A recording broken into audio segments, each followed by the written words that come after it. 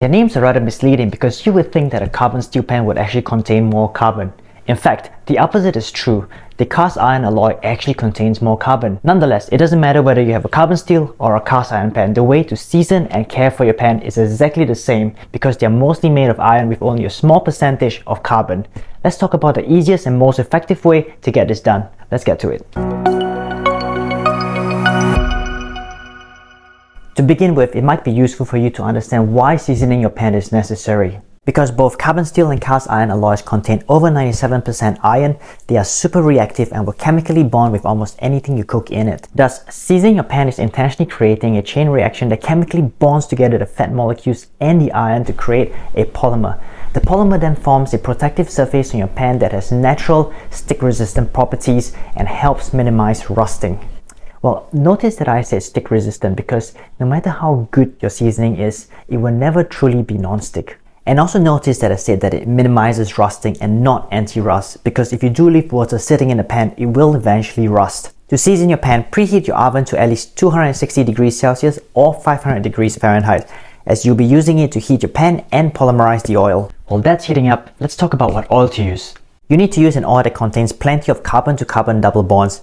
Saturated fats such as lard and ghee do not contain carbon-to-carbon double bonds, so they do not polymerize so effectively.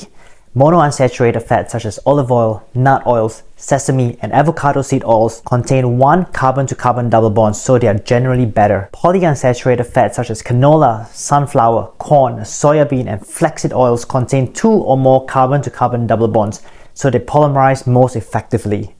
A lot of recommendations on the internet are telling you to use pure organic flaxseed oils for two main reasons. One is that it has a very low smoking point and it starts to polymerize at a lower temperature. Second is that it's a super unsaturated oil with plenty of carbon-to-carbon double bonds. However, I would recommend against using flaxseed oil for that reason. Because it is super unsaturated with so many carbon-to-carbon double bonds, it polymerizes so effectively. Well, in fact, too effectively to the point that your seasoning tends to become brittle and flakes off easily, and you don't want that happening to your pan. So, an oil that is on the higher end but not right at the top of the scale would actually work best in this case. Sunflower, corn, soybean, or canola oil are the best choices. Apart from flaxseed oil, two other oils that I recommend staying away from are avocado oil and safflower oil, because these two oils have very high smoking points that is above 260 degrees Celsius or 500 degrees Fahrenheit. Now, if you do not heat the oil on your pan at least 25 degrees beyond the smoking point of the oil, it may not polymerize properly, and that may result in sticky and tacky brown spots forming on your pan. Now that we've got through talking about what oil to use, start by washing your pan with dishwashing soap to remove any factory residues, dirt, or dust. Dry and heat the pan over the stove to remove any residual moisture. Heating also opens up the pores of your pan to better allow the oil in. When the pan is hot, turn off the heat and use a folded piece of paper towel to rub a small amount of oil all over the top, bottom, and handle of the pan. Then wipe off any excess oil with clean paper towels until the pan is completely dry. You only need the thinnest layer of oil to season the pan. Any more and you may run the risk of sticky and tacky brown spots forming on your pan. Line a baking sheet with aluminum foil and place it below the oven rack where you rest your pan upside down. These will catch any excess oil dripping off the pan and save you the effort of cleaning your oven later. Leave your pan to bake for an hour. When the hour is up, turn off the oven and leave the pan inside to cool down with the oven until you can touch it with your bare hands. This usually takes about 2 hours. Now you can season your pan only once, or you can repeat the process multiple times. Personally, I like to season my pans at least 3 times, but that's entirely up to you. Just note that the more layers of seasoning you put on your pan, the more bulletproof it becomes. Let's now move on to talk about how to care for your pan.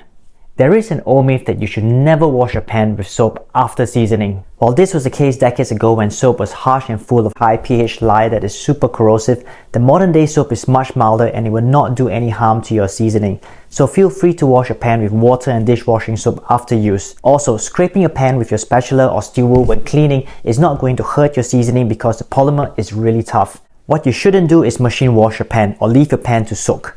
You also shouldn't leave it wet after washing because there are tiny holes in every layer of seasoning, and over time, water can seep through these holes and cause rusting. Also, be careful when adding any acidic liquid to your well-seasoned pan. Deglazing your pan with wine will not do any harm, but do not simmer or stew any acidic food such as tomatoes or vinegars for periods longer than 15 minutes. The acid will break apart the metal molecules and the oil polymer. This will eventually cause the seasoning on your pan to peel off and you have to repeat the seasoning process all over again. So now you have it. If you follow these few easy and effective guidelines, your pan will last beyond your lifetime and you will never wear out like a non-stick pan. That is why carbon steel pans are considered the workhorse in 5-star restaurant kitchens around the world.